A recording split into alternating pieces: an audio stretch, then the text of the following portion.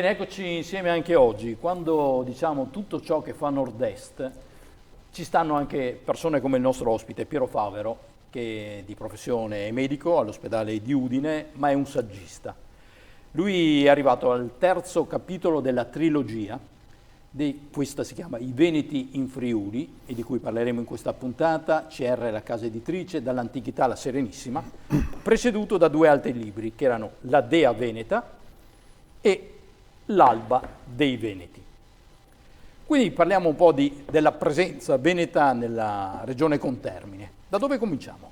Cominciamo dalla nascita dei Veneti. All'incirca all'epoca della guerra di Troia, dal centro Europa, più che altro nell'area della Polonia meridionale, ci fu una migrazione che arrivò fino in Friuli. Questa popolazione si insediò nella regione e anche a Caorle ed erano i portatori di una cultura che prevedeva l'incinerazione dei morti, un po' come gli eroi omerici. Poi da questa cultura si sviluppa la cultura dei Veneti antichi. Qui parliamo circa 800 a.C.? No, qui siamo, la migrazione risale al 1200 e avanti Cristo. Ho sbagliato i 400.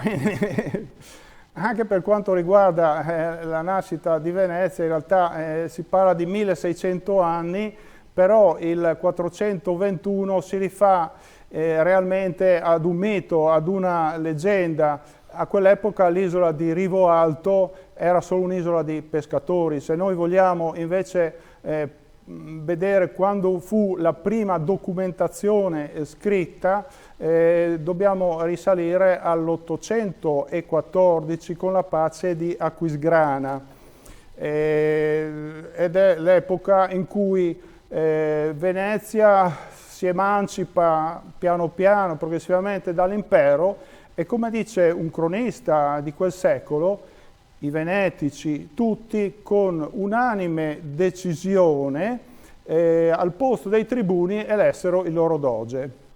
Quindi se noi ricapitoliamo un po' quelle che furono le città egemoniche dei Veneti, attraverso la via dell'Ambra, che partiva appunto dalla Polonia e dalle zone ambrifere del Baltico, si arrivava proprio attraverso il Friuli, che quindi è porta dell'arrivo dei Veneti, porta dell'Ambra, si arrivava a Frattesina nel delta del Po. Poi città egemonica divenne Este, e all'epoca dei Celti divenne Padova. Quando ci furono le invasioni barbariche, l'arrivo dei Longobardi, città egemonica fu Oderzo, che contiene nel suo nome una radice paleoslava, terg, che vuol dire mercato. Poi, dopo l'anno 600, venne distrutta la città di Oderzo, gli Opitergini scesero man mano in laguna attraverso Eraclia e poi a fondare Venezia. Quindi Venezia venne fondata dagli Opitergini? Principalmente perché loro avevano una via preferenziale attraverso il Piave che non sfociava come oggi, ma sfociava direttamente in laguna ad Altino. Certo. Quindi la popolazione attraverso i commerci piano piano, e anche per sottrarsi all'instabilità della terraferma, piano piano andò verso la laguna, verso l'isola. Quindi, al di là delle rivalità maturate poi nel corso dei secoli, Veneti e Friulani non sono cugini, sono fratelli. Direi abbastanza, sicuramente. Quando Venezia nel 1420 arrivò nel Friuli, trovò una istituzione insigne che era il Parlamento della Patria dal Friuli, che era più antico di quello inglese, però lo rispettò. Avrebbe potuto eliminarlo, avrebbe potuto eliminare i castellani, che sapeva erano tutti filo austriaci, avevano frequenza nelle regge austriache a Grazia, e invece rispettò. Perché? Perché il dominio della Serenissima era uno Stato di tipo federale. Se noi vogliamo ritrovare un'altra concezione così ancora moderna, successiva alla Serenissima, dobbiamo aspettare gli Stati Uniti d'America. Dice uno studioso, Samuel Feiner, che ha scritto un libro ponderoso che paragona tutti i governi, dai Sumeri al presente, lui dice che la Serenissima fu uno dei governi migliori del mondo. Quando Venezia entrò nel Friuli si appoggiò a delle famiglie, principalmente la famiglia dei Savorgnan, che pur essendo friulani facevano parte del patriziato veneziano.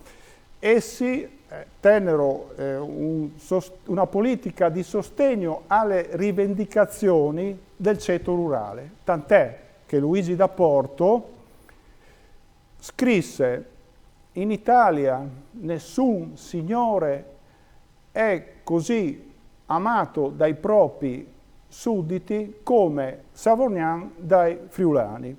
A proposito di Savorgnan, tra le curiosità del suo libro si parla di questo carteggio appassionato tra Maria Savorgnan e il Bembo. E il Bembo, sì, ci furono veramente personaggi illustri, anche Pietro Savorgnan, che fu quello che esplorò il Congo alla ricerca delle sorgenti, ma ancora più interessante è il fatto di Romeo e Giulietta. Questo si inserisce un po' Adesso arriviamo, ma lei di Maria Savorgnan e del Bembo non ci dà un po' di gossip? Sì, cioè Maria Savorgnan era vedova perché il marito era morto in guerra e con due bambini molto piccoli venne ad abitare a Venezia.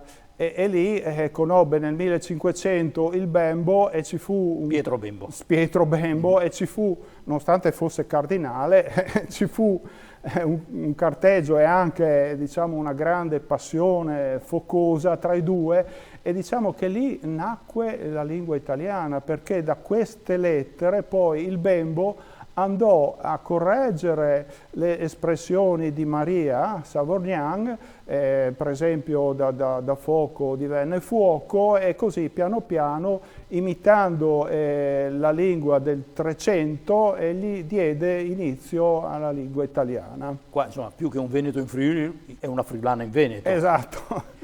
Stavo anticipando Romeo e Giulietta. Romeo e Giulietta in realtà sono friulani. Sono friulani, perché si tratta di una storia autobiografica, quindi non sono né veronesi né appartengono al Medioevo, ma invece Luigi da Porto scrisse una novella autobiografica nel 1500 e la dedicò testualmente alla bellissima e leggiadra Madonna Lucina Savorgnan. E quindi è una storia assolutamente vera che poi venne... Ma come che poi dal Friuli arrivano a Verona? Arrivò attraverso Bandello una serie di copia e incolla finché fu tradotta in inglese e alla fine arrivò a Shakespeare, che chiaramente col suo genio la trasformò in un'opera teatrale di grande successo. No, ma la location mi incuriosisce, perché per noi Romeo e Giulietta è Verona. Sì, invece è Udine. È Udine. No, capisco che passi attraverso l'Inghilterra, sì. ma perché è stata trasferita da Udine a Verona? Non si sa. Ma perché c'è tutta la storia autobiografica di Luigi da Porto. Egli fu ferito in uno scontro di cavalleggeri e si ritirò nella sua villa di Montorso, che era vicino a Montecchi, e gli venne l'idea dei Montecchi e dei Capuleti, ma in realtà la storia si inseriva realmente nel quadro delle rivalità, però tra due rami della famiglia Savorgnan che in quel momento erano ostili. Erano ostili perché c'era l'esito di quello che fu la rivolta popolare del 1511, il carnevale macabro del 1511, in cui tra gli strascichi della guerra di Cambrai, tra le ostilità ataviche che c'erano tra i castellani e i contadini, ci fu una scintilla, una banale rissa che degenerò, si perse il controllo, ne venne fuori un massacro. I popolani udinesi, i contadini andarono a cercare tutti i nobili filo-austriaci e li uccisero. Poi presero le vesti, si misero addosso questi vestiti raffinati, eleganti, e cominciarono a vezzeggiarsi, a evocare i difetti della persona a cui avevano tolto i vestiti. si realizzò quello che è l'essenza del carnevale, cioè il ribaltamento dei ruoli sociali. Solamente di solito è una finzione e invece lì purtroppo fu una tragica realtà, tanto più che andarono nelle cantine dei nobili, presero formaggi, salumi e vino a dismisura, finché tra schiamazzi, urla, risa, si giunse a questa situazione surreale in cui nel frattempo stavano seppellendo i morti e la faida andò avanti per almeno 60 anni, duelli che con il codice cavalleresco feudale che ancora vigeva nel Friuli portarono a episodi anche plateali, per dire un duello in pieno Canal Grande tra un Savorgnan e i suoi avversari con morti, e poi alla fine Venezia, che cercava di essere sempre equidistante da queste diatribe, rase al suolo il palazzo dei Savorgnan a Udine. Prima di andare in chiusura, mi spiega la copertina, perché ha un che di esoterico, devo dire. Bah, diciamo, è una scelta così no, editoriale? Ci sono degli elementi che richiamano i Veneti antichi, il cavallo, il cason vicino al mare. Quello che vedete è una divinità dell'area polacca molto antica che appunto richiama in un certo senso le origini dei Veneti dal centro Europa e quindi dalla zona della Polonia. Come dicevo, ci sono tutti questi legami attraverso la via dell'Ambra e quindi per richiamare c'è questa divinità della luce che è stata messa in copertina.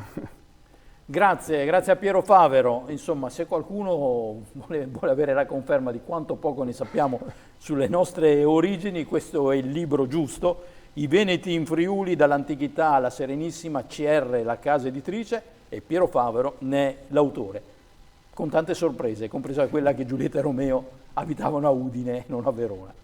Grazie, buon lavoro, alla prossima, noi ci si vede.